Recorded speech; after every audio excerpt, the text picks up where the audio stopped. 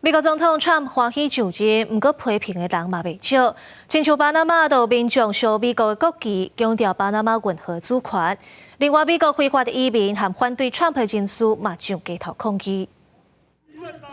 示威者把美国国旗烧掉，抗议美国总统川普威胁讲要把巴拿马运河收回去。川普进前预告上任了后，要把墨西哥湾改名做美洲湾，而且要电控制美国8当前伫巴拿马起的，而且下过2大海洋的运河。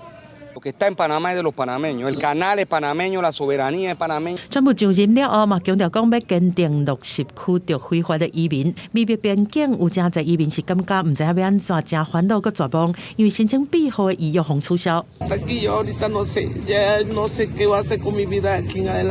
真侪个领导人针对和川普顶一个任期的合作也是革命，表示讲希望会当继续。以色列总理纳坦雅胡表达祝福，而且以川普顶一摆担任总统的时阵，做出对以色列有利的重要决定，比如讲退出伊朗的核协议，承认耶路撒冷是以色列的首都。I believe that working together again, we will raise the U.S.-Israel alliance to even greater heights.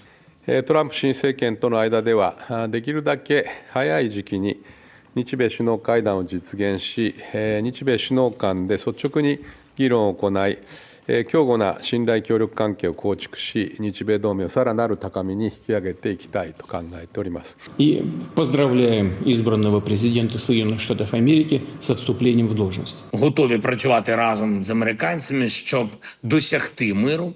伫美国境内受支持和反对川普的人拢起立到街仔路。伫纽约，一定反对川普的人士伫华盛顿广场公园咧抗议，表示讲川普搁转去白宫真危险，嘛感觉真恐怖。国内极右派的民兵组织强硬查甫囡仔伫华府大声喊讲，川普是国威的总统。这个组织的领头人泰瑞欧12/2021年国会大厦的暴动事件，互判刑去坐监。川普就任第一天，真紧就特赦差不多1500个相关涉案人，引起受害家属的批评。公司新闻吴文玲编译。